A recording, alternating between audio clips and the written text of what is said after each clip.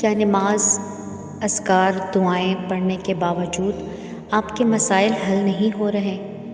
یعنی آپ دوا بھی کھا رہے ہیں، ڈاکٹر بھی بہترین چنا ہے، لیکن آرام نہیں آ رہا، تو اس کا مطلب ہے آپ بد پرہیزی کر رہے ہیں۔ یعنی اذکار، نماز، قرآن پڑھ تو رہے ہیں، لیکن حرام کاموں سے باز نہیں آ رہے، نظر بازی کر رہے ہیں، اللہ کی مقرر کردہ حدوں کو توڑ رہے ہیں۔ یہی وجہ ہے کہ سب کچھ پڑھنے کے باوجود آپ کی دعائیں قبول نہیں ہو رہی۔ پاک رہیے تاکہ پاک رزق ملے۔ اللہ سے شکوہ تبھی کریں کہ اللہ دعائیں قبول نہیں کرتا جب خود بھی پاک رہیں۔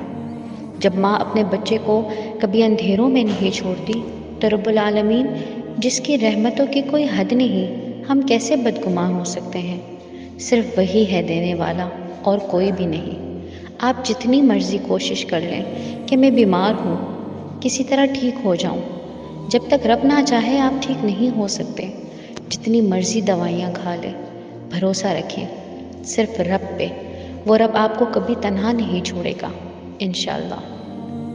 جو رات قبر میں گزرنی ہے وہ رات کبھی بستر پہ نہیں آئے گی، اس لیے اپنے لیے خود ہی نیک اعمال کر کے جائیں، کیونکہ ہمارے مرنے کے ٹھیک 1-2 دن بعد ہمارے گھروں میں بریانیاں پکیں گی، مرغ پلاؤ بنے گا، سب بھول جائیں گے کہ کون گیا ہے، اپنے اپنے کاموں میں مصروف ہو جائیں گے، اور مرنے والا اپنی قبر میں دعاؤں کا انتظار کرے گا کہ کب کوئی میرے لیے دعا کرے۔